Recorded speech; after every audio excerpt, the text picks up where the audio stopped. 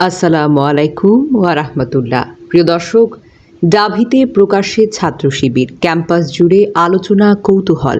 যা বললেন আল জাজিরার সাংবাদিক জুলকার নাইন শায়ের। শিক্ষক ও লেখক শাফাকাত রাব্বি অনেক। চলুন দেখে আসি বিস্তারিত। ঢাকা বিশ্ববিদ্যালয়ের ক্যাম্পাসে প্রায় এক যুগেরও বেশি সময় পর প্রকাশ্যে এসেছে বাংলাদেশ ইসলামী ছাত্র শিবির। জামাত ইসলামের আলোচিত এই ছাত্র সংগঠনের প্রকাশ্যে আসার ঘোষণার পরে ক্যাম্পাস জুড়ে সাধারণ শিক্ষার্থীদের মধ্যে এই নিয়ে চলছে আলোচনা। সদ্য ঘটে যাওয়া অভ্যুত্থানে সংগঠনটির নেতাকর্মীদের ভূমিকা নিয়েও সাধারণ শিক্ষার্থীদের মধ্যে দেখা দিয়েছে কৌতূহল। এ নিয়ে জুলকার নাইন শায়ের তার ফেসবুক স্ট্যাটাসে বলেছেন, একটি স্ট্যাটাস লেখার পর দুপুর থেকেই চিন্তা করছিলাম, বানরের তৈলাক্ত বাঁশ বেয়ে ওঠার মতো অবস্থা হয়েছিল আমার সিদ্ধান্তের। 1 ফুট ওঠে তো আবার 2 ফিট স্লিপ করে নিচে নামে। স্বভাব যেহেতু এই ধরনের মতামত চেপে রাখার বিপক্ষে, তাই আমিও আর চেপে রাখতে পারলাম না। তৈলাক্ত বাঁশটা পার করেই ফেললাম। ছেলেটাকে আমি চিনতাম সালমান নামে। পরিচয় জুলাইয়ের 25 তারিখ থেকে। তারপর নিয়মিতই কথা হতো।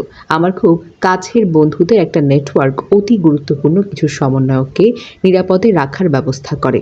মূলত সালমানের সাথে কোঅর্ডিনেশন করেই সব আয়োজন করা হয়। বয়সে বেশ ছোট সালমানের সাথে বেশ সৌহার্দ্যপূর্ণ একটা সম্পর্ক তৈরি হয় আমার ও আমার বন্ধুদের। ডিবি কার্যালয়ে যখন সমন্বয়কদের শীর্ষ নেতৃত্ব আটক, তখন সালমান ও অন্যান্য সমন্বয়করা পুরো আন্দোলনের নিউক্লিয়াসে পরিণত হয়। নিরাপদ আবাসে থাকা সবার সাথে আমার নিয়মিত যোগাযোগ হতো। সত্যি বলতে কি, সালমানের পুরো পরিস্থিতির উপর নিয়ন্ত্রণ দেখে আমি বেশ অবাক হয়েছিলাম। কতই বা বয়স তার, হয়তো 24 অথবা 25 হবে। তারপরেও এই ছেলে যেভাবে সকল পরিস্থিতিতে আমার বন্ধুদের পরামর্শে ম্যানুভার করেছে এবং অতি গুরুত্বপূর্ণ সব স্ট্র্যাটেজিক সিদ্ধান্ত নিয়েছে, তা নিঃসন্দেহে প্রশংসার দাবিদার। এই তো কয়েকদিন আগেই কথা হলো সালমানের সাথে। কোনো পরিবর্তন নেই ছেলেটার মধ্যে।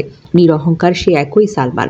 অন্য সকল সমন্বয়কদের থেকে সালমান ও কাদের, এই দুটো ছেলে একেবারেই ভিন্ন। দুজনের নেতৃত্বই অত্যন্ত বলিষ্ঠ। তো আজকে দুপুরে জানলাম সালমানের প্রকৃত নাম হলো সাদিক কাইয়ুম এবং তার রাজনৈতিক পরিচয় সে ঢাকা বিশ্ববিদ্যালয় শিবিরের সভাপতি। অবশ্যই অবাক হয়েছি। রাজনীতি করার সুযোগ না পেয়েও শিবির যে সালমানের মতো একটা নেতা তৈরি করতে সক্ষম হয়েছে, তার জন্য তো অবশ্যই সাধুবাদ জানাই। ছাত্র রাজনীতি সুষ্ঠু ধারার গণতন্ত্রের জন্য অত্যাবশ্যক এবং তার সদ্ব্যবহার করে যে কোনো রাজনৈতিক দলই যদি সালমান কিংবা কাদেরের মতো তরুণ তরুণীদের এত ম্যাচুরেট নেতা বা নেত্রী হিসেবে তৈরি করতে পারে, তাহলে মন্দ কি বলুন তো। যখন থেকে সালমানের সাথে আমার পরিচয় হয়, আমি তাকে সাধারণ একটা ছেলে বলেই জানতাম। তার নেতৃত্বের কোয়ালিটি দেখে নিজেই ভাবতাম এরাই পারবে স্বপ্নের বাংলাদেশ গঠন করতে। আমি কিন্তু এখন তার রাজনৈতিক ব্যাকগ্রাউন্ড কি এসব কিচ্ছু জানতাম না। শাফকাত রাব্বি অনেক তার ফেসবুক পেজের এক পোস্টে বলেন, শুনলাম শিবিরের অনেককেই নাকি 2টা করে নাম থাকে। জুলকার নাইন শায়ের জানালো, শিবিরের ঢাকা ভার্সিটি সভাপতিকে সে অন্য এক নামে চিনত।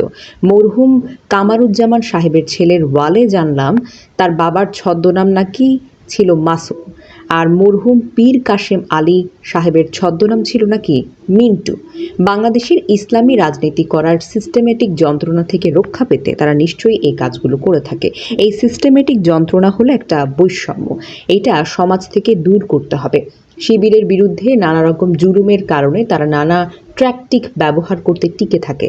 অনেক শিবির হাসিনার আমলে বিসিএস পরীক্ষা দিয়ে আমলা হয়েছে, কেউ পুলিশে আছে, সেনাবাহিনীতে ঢুকেছে এবং অনেকে ছাত্রলীগ, অনেকে যুবলীগ, এগুলো করেও টিকে থেকেছে। ওরাও হয়তো 2-3টা করে নাম ব্যবহার করতো বাঁচার জন্য, হয়তো শুধু নিজের না, 14 গোষ্ঠীর নাম এবং পরিচয় গোপন করেছে। এত কিছু গোপন করতে পারার মধ্যে একটা বাহাদুরি কাম এক্সাইটমেন্টও আছে। সেটা পাবলিক যখন জানতে পারে, তখন একটা বাড়তি রাজনৈতিক রেসপেক্ট, সিম্প্যাথি, সুবিধা কিংবা সাসপেন্সও পেতে পারে সাধারণ মানুষের কাছ থেকে। বাংলাদেশে একদম নকশাল এবং সর্বহারাদের নিয়েও নানা ধরনের গোপনীয় এক্সাইটমেন্ট কাজ করত। নাম পরিচয় গোপন করে উগ্রপন্থী কমিউনিস্ট রাজনীতি করার রোমাঞ্চকর ব্যাপারগুলো নিয়ে কলকাতার লেখকরা অনেক বই লিখেও টাকা কামিয়ে নিয়েছে। হয়তো একদিন ইসলামী রাজনীতির ছদ্মনাম পরিচয় গল্প নিয়েও বেস্ট সেলার বই বের হবে। তবে আমি মনে করি ইসলামী রাজনীতির ছেলেগুলোকে এই 2-3টি নাম নেওয়ার যন্ত্রণা থেকে মুক্তি দিয়ে সাধারণ মানুষের কাতারে এনে রেগুলার রাজনীতি করতে দেওয়ার সুযোগ দেওয়া উচিত। এতে করে 2-3টা নামের যে কষ্টসাধ্য সাসপেন্স এরা এনজয় করতে বাধ্য হতো সেটা কমে যাবে। রাজনীতিতে নর্মালসি ফেরত আসবে। রাজনীতির নর্মাল ভুল ত্রুটির মাধ্যমে অন্য সবার মতো এই ছেলেগুলো রাজনীতির মাঠে ভূমিকা রাখবে। মানুষ ওপেনলি তাদেরকে সমর্থন কিংবা বর্জন করতে পারবে কোনো রোমাঞ্চকর সাসপেন্স ছাড়াই।